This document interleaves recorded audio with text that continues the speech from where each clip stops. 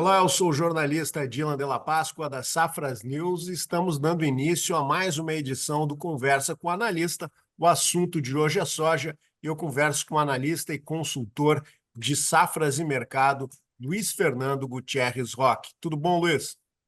Olá, Dylan. Olá a todos. O mercado da soja morno nos últimos dias, né, Dylan? Mas o pessoal aí bastante de olho na questão do plantio no Brasil, aí com a seca no meio do país e as queimadas e tudo mais. Vamos falar um pouquinho sobre isso.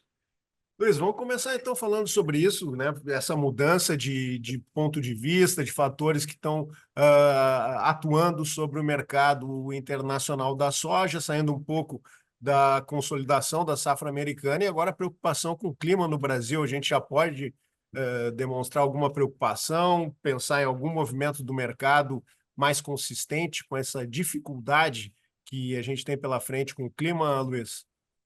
Pois é, Dylan, naturalmente alguma preocupação a gente tem que ter já, né? Mas ainda é muito cedo para a gente, por exemplo, começar a trabalhar com uma safra menor no Brasil. A gente sabe que não é só o atraso de plantio, né, que derruba a produção, né? Não é por isso que a produção vai cair.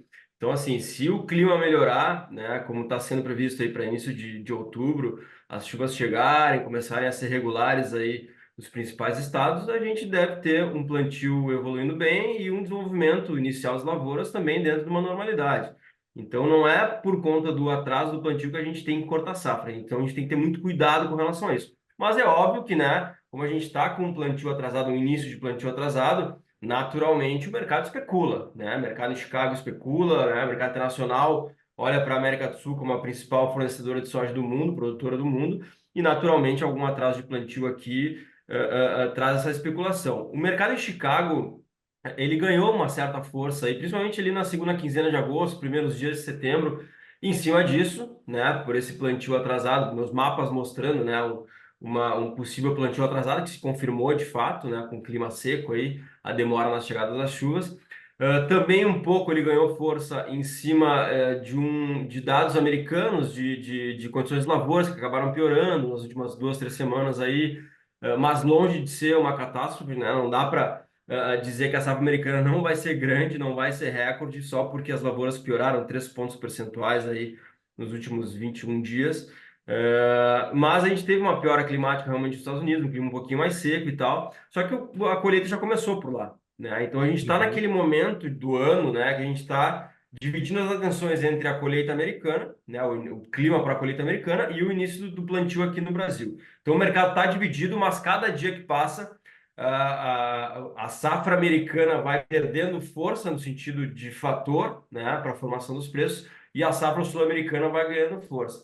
A gente não vê nenhum grande problema para a colheita americana. Obviamente, os números podem mudar um pouquinho ainda, mas dificilmente a gente vai ver uma safra americana que não vai ser recorde, né? A gente estava com a dúvida se ia ser 124, 125 ou 129, como falou a ProFarmer, mas qualquer um desses números está bem acima da safra recorde americana anterior, que é 121,5. Então, dificilmente a gente não vai ver uma safra recorde por lá. Então, isso já está meio precificado, né? A maior parte disso está precificada. E agora o mercado realmente especulando com o clima aqui na América do Sul. Mas, né, por isso que eu falei que o mercado está morno. Se a gente for ver as últimas sessões, né, Dylan, principalmente aí Uhum.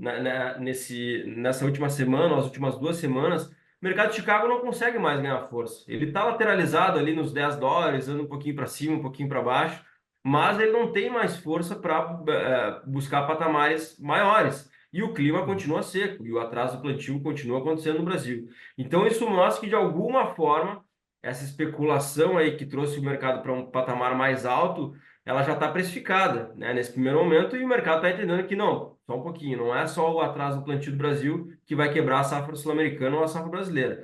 Então, a gente tem que ter cuidado. Mas, realmente, o mercado está bem de lado nos últimos dias, esperando aí, né, por atualizações dos mapas climáticos, e isso naturalmente vai ser o principal dado, né? Os mapas de previsões aí que vão ditar os rumos dos preços até o final do ano, até o início de 2025. Falando ainda da produção brasileira, Luiz, ontem a Companhia Nacional de Abastecimento divulgou seu primeiro número para a safra 2024-2025, número de 160, um pouco mais de 166 milhões de toneladas. Esse número ainda é modesto, está dentro das expectativas? O que a gente pode avaliar desse número, Luiz? Eu acho que é um número ainda conservador, tá? Eu acho que Uhum, né, o nosso número para safra é maior que esse. A gente está trabalhando com uma safra potencial aí de 171,5. Obviamente, isso vai depender do clima, né? A gente está trabalhando com clima positivo, principalmente para trazer recuperação para as produtividades médias que sofreram bastante em 2023 e 2024, né? A gente lembra que vários dos principais estados produtores do país perderam produção por conta de clima, né? Mato Grosso, Goiás, Minas Gerais, São Paulo, Paraná, Rio Grande do Sul, ou seja, o grosso da produção realmente foi afetado e a gente teve uma queda produtiva. Então, naturalmente, nesse primeiro momento, a gente espera por uma recuperação das produtividades.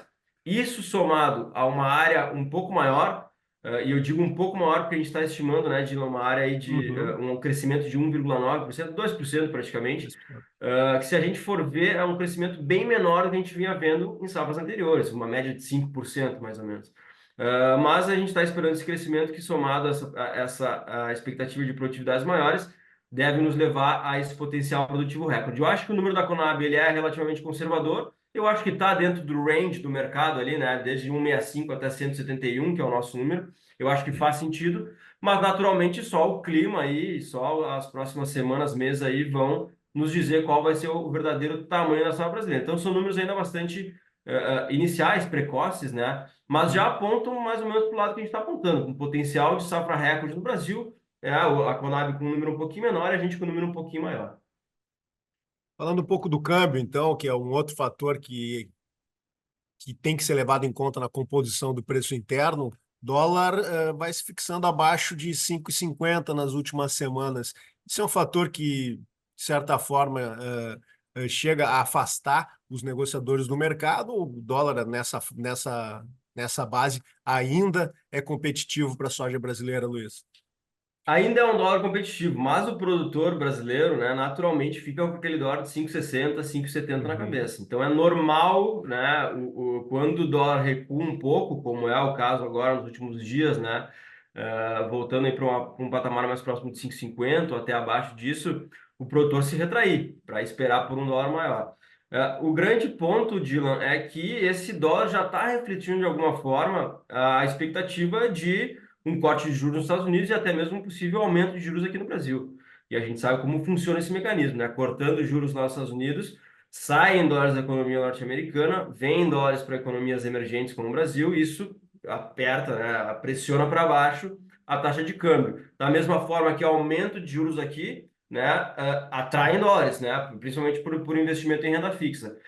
Então, assim, a tendência para o dólar realmente ele é de perder um pouquinho mais de força. A gente não acha, né, não entende que o dólar vai para 4,80, por exemplo, 4,60, mas ele ir mais próximo de 5,30, 5,40, eu acho que é uma tendência em se confirmando, né, esse possível corte de juros nos Estados Unidos e um possível aumento por aqui. Então, esse é um ponto de atenção muito importante, porque o produtor se retrai esperando por um dólar maior que pode ser que não venha, né? Uhum. Então, é importante o produtor ficar atento a isso.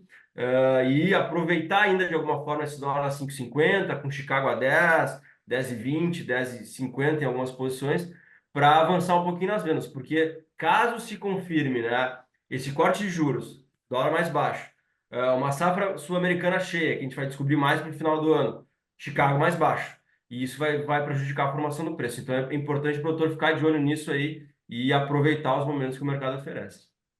A dica, então, é escalonar essas vendas e aproveitar os repiques. É isso, Luiz?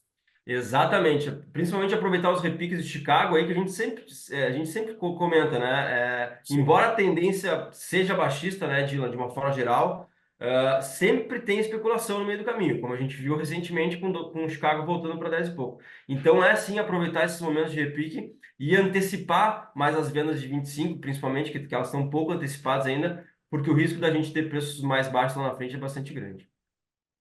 Tá certo, Luiz. Muito obrigado pelas informações. Eu conversei com o Luiz Fernando Gutierrez Roque, analista e consultor de safras e mercado no mercado de soja, e ele deu um quadro aí que vem se mantendo esse quadro de aproveitar os melhores momentos, principalmente Chicago, para o produtor negociar. Aproveito, convido a todos a visitar o nosso site safras.com.br, se inscrever no nosso canal no YouTube, na Safras TV, ativar as notificações e ficar atento a tudo que você precisa saber para fazer a melhor negociação, não só com soja, mas com as principais commodities agrícolas brasileiras. Luiz, muito obrigado e até uma próxima oportunidade.